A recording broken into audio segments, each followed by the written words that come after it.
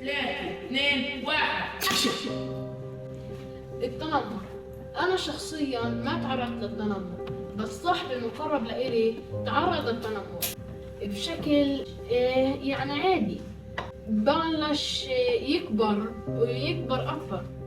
هسه بيوم من الأيام اتصلت لصاحبي وما رد. هسه رحت أشوفه عنده بالبيت، انصدمت من إشي إنه كان بده ينتحر. هسه أنا بس شفته بلشت أنادي على أهله يشوفوا قاعدين ويشوفوا إيش بيعمل. بالمدرسة بما إني صف سادس وإني بالسن المراهقة، فطبيعي الإشي إنه يطلع لي إشي حب. بما إني كمان شوي ملاني وبتنمروا علي، كنت دايما يعني أحاول أتفادى الإشي، أحكي بمزح خلص، فترة وبتعدي. أحكي لأهلي، أهلي يحكوا لي طنش. ضلتني أطنش، طنشت كتير، تعبت كتير وانفجرت، ما قدرتش أتحمل.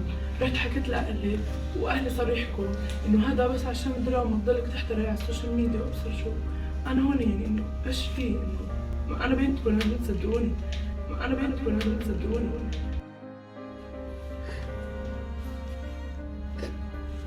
رحت بعدين توجهت للمستشارة والمستشارة ساعدتني. كنت أطنشهم ولا كأنهم موجودين.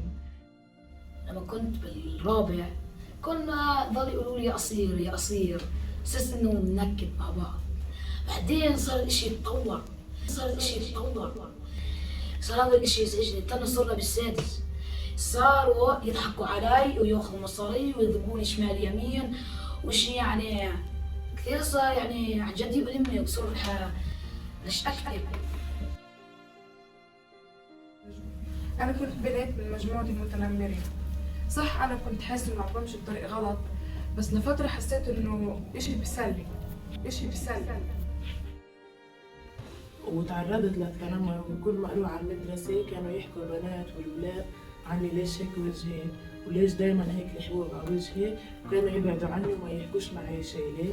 وانا بالاول ما كانش يهمني الموضوع، بس لما هن كانوا يتراكم الكثير الحكي والتنمر علي انا وصلت لحالة اكتئاب واكتئبت. وطبعا كل ما تسألني امي انا اتهرب من الموضوع، اني انا مش جاهزة اقول لها ايش انا مالي، اقول لها اني انا مريضة، بطني بيجعني، راسي بيجعني، بس انا اتهرب من الموضوع بقول لهاش. هو صح إنه الجرح ما ببين، بس بقلبه كبير كثير. اللي ما جربش التنمر مش راح يحسن باللي مرة باللي حسنا فيني. الاشي كتير صعب.